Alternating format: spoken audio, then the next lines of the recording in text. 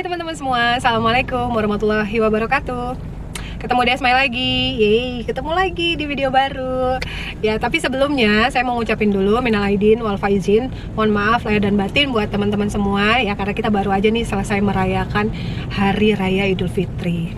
Nah, teman-teman, di video baru kali ini Desme akan ngebahas satu materi yang berkaitan dengan bagaimana cara kita mengembalikan lagi semangat dan fokus kita yang mungkin saja ini terjadi libur gitu ya. Jadi kalau saya pribadi nih, saya sendiri memang selama bulan Ramadan sampai dengan Lebaran tidak ada kegiatan apapun di tim saya ya. Jadi saya meliburkan semua kegiatan tim untuk menghormati teman-teman yang mau fokus beribadah gitu ya selama bulan Ramadan. Nah, yang menjadi pertanyaan adalah bagaimana ketika Ramadan sudah berakhir, terus Lebaran juga sudah lewat, kita kembali dituntut untuk mengurus pekerjaan kita lagi, ya. Dan tentu saja ini bukan sesuatu yang gampang gitu ya, apalagi kalau kita sih yang berbisnis ini, kita butuh satu pacuan gitu ya untuk kita bisa segera fokus lagi, gitu. Karena kadang-kadang kelamaan libur itu semangatnya agak kendor gitu ya, fokusnya agak susah disusunnya. Nah, bagaimana kita mengatasi ini semua supaya kita kembali fokus bekerja, mengurus lagi tim kita, mengurus lagi bisnis kita ya, supaya lebih mempermudah lagi kita mencapai goals-goals kita. Coba kita akan bahas sama-sama. Nah, teman-teman, kondisi di mana kita sudah melewati libur yang sangat panjang ya, dan ini sudah apa ya, kadang-kadang orang terlalu nyaman sih dengan kondisi ini gitu ya. Lalu dihadapkan dengan pekerjaan, dan pekerjaan ini juga berkaitan dengan target, ya kan. Nah, ini harus ada kondisi di mana kita bisa membentuk fokus yang baik untuk pikiran kita, sehingga mudah gitu ya kita menyelesaikan apa yang seharusnya segera selesai. Tapi langkahnya apa aja sih ya? Ya sebenarnya ya, saya sendiri pun nih kalau saya bisa ceritakan ke teman-teman semua, setelah libur 1 bulan mengurus tim ya, dalam artian mengurus tim itu tidak ada kegiatan ya, tapi saya tetap komunikasi ya sama tim saya, tetap bagikan informasi juga tetap, cuman tidak ada kegiatan meeting online dan offline, itu semuanya libur gitu ya teman-teman. Nah, lalu saya komitmen untuk bekerja lagi setelah Lebaran ya. Jadi H+3 saya sudah harus kerja lagi. Nah, itu yang saya pikirin. Lalu ketika saya mencoba untuk bekerja lagi, terus terang nih ya, duduk di meja, saya bingung mau ngapain ya. Jadi kayak kabur gitu ya, saya mau ngapain ya gitu. Kayak polanya tuh mulai terganggu. Pola bekerja saya mulai terganggu karena panjangnya masa libur. Nah, lalu yang harus saya lakukan apa? Oke, yang saya lakukan ini saya bagikan ke teman-teman semua ya. Siapa tahu bisa jadi referensi juga buat teman-teman yang sekarang terlalu nyaman dengan liburan kemarin. Yang pertama, teman-teman fokus dulu dengan pekerjaan. Ya, jadi fokus dengan pekerjaan itu artinya teman-teman melihat mana tugas-tugas yang teman-teman harus segera kerjakan. Gitu ya. Jadi mulai diperiksa. Kalau saya satu itu udah pasti saya benar-benar isi binari saya ya, pohon jaringan saya. Kenapa? Karena saya harus patroli untuk cek-cek tiket-tiket trip yang sebentar lagi kan tanggal 13 ya mau habis promo cruise ya. Jadi harus patroli nih, harus ingatkan juga ke tim gitu ya untuk masalah poin. Terus juga saya mulai membuat framework untuk persiapan menyambut promo baru gitu. Jadi saya fokus pada pekerjaan, dan saya minta ke keluarga saya gitu ya, tolong saya jangan diganggu gitu. Jadi misalnya kadang-kadang ya masih ada tuh di H+ berapa gitu ya, kadang keluarga masih, ayo kita silaturahmi ke rumah siapa gitu ya, kita silaturahmi ke keluarga di sini gitu. Nah, jadi saya ngebatasin sampai H+3, saya udah nggak mau kemana-mana lagi gitu. Jadi tolong saya biar fokus ngurus kerjaan saya lagi ya. Jadi seperti itu, fokus pada pekerjaan. Saya mulai menghubungi member-member saya, kami mulai ngatur jadwal grup meeting gitu. Jadi fokus pada pekerjaan, jangan ada distraksi ya. Kalau misalnya memang mau balikin lagi nih, mau balikin semangat, mau balikin fokus, jangan ada distraksi gitu. Itu kalau saya ya. Lalu yang kedua ini teman-teman, kita perlu mengerjakan pekerjaan ya, atau tugas kita itu satu persatu. Jadi bisa dipahami kadang-kadang setelah libur panjang terus kita merasa bahwa wih aku banyak kerjaan nih, terus dilihat lah itu ya list-list pekerjaannya, aduh banyak banget gitu ya. Nah teman-teman, dari semua list pekerjaan yang pending, teman-teman boleh urutkan mana yang urgensinya tinggi ya. Yang urgensinya tinggi taruhlah paling atas. Jadi teman-teman bikin list ya, 1 apa, 2 apa, 3 apa, 4 apa, 5 apa gitu. Jadi mulai dikerjakan satu persatu ya. Nah, dikerjakan satu persatu ini teman-teman dengan tingkat urgensi yang paling tinggi itu biasanya itu yang paling mendesak kan ya, paling mendesak, dan biasanya yang paling malas dikerjain ya. Saya juga ngerasain itu sih.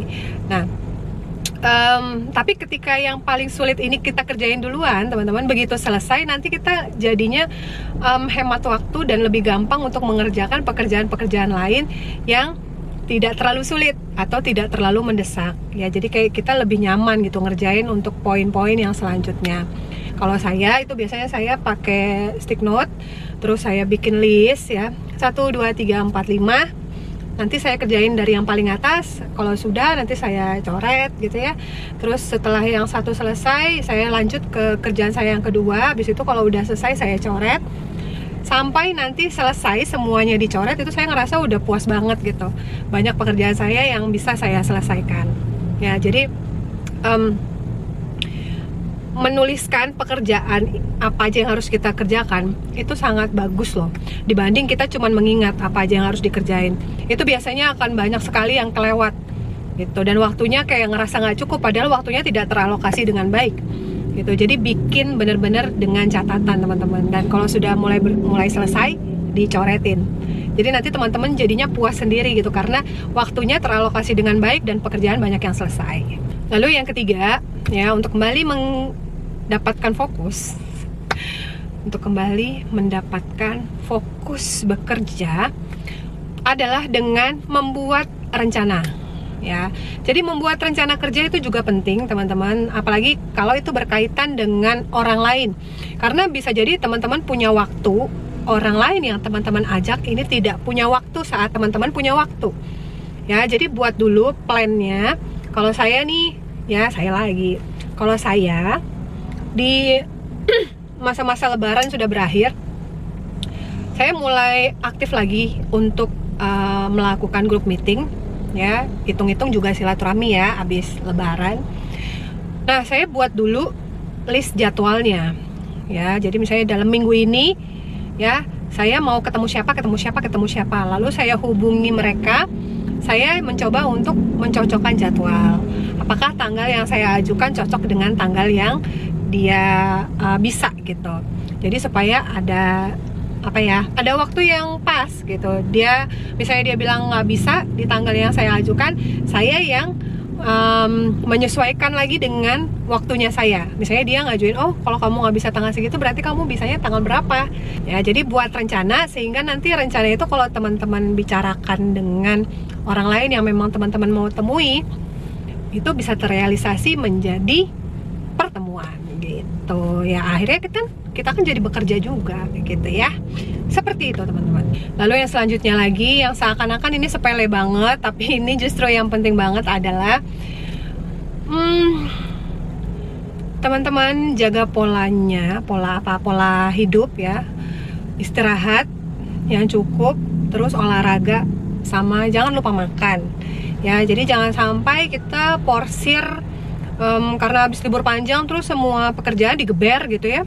Akhirnya tidurnya selalu larut ya kan, bangunnya nanti siang banget ya, karena habis tidur larut nih, begadang gitu ya, bangunnya nanti siang, sehingga polanya kan nggak bagus ya. Pola istirahat yang seperti itu tuh nggak bagus, ditambah lagi kalau nggak pernah olahraga gitu teman-teman. Jadi kalau saya lagi Kalau saya ya teman-teman ya, saya mengupayakan pagi saya harus treadmill gitu. Jadi kadang-kadang kenapa treadmill ya atau WO itu menjadi kebutuhan buat saya?